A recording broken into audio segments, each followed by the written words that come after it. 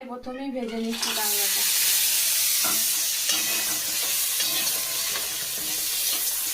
ভাজা হয়ে গেছে, নামিয়ে নিচ্ছি। ঝালের জন্য কড়াইয়ে তেল দিয়ে দিচ্ছি।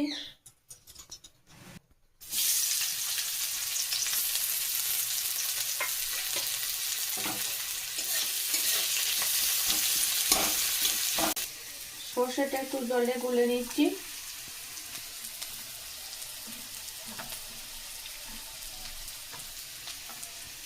পেঁয়াজটা লাল করে ভাজা হয়ে গেছে, এবার আমি সর্ষে বাটনাটা দিয়ে দিচ্ছি। মশলার মধ্যে দিয়ে দিচ্ছি হলুদ গুঁড়ো, লঙ্কা গুঁড়ো আর লবণ।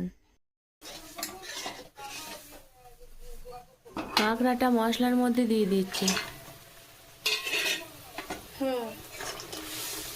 ঝাল আমার রেডি হয়ে গেছে, দেখুন কত সুন্দর তেল ছেড়েছে।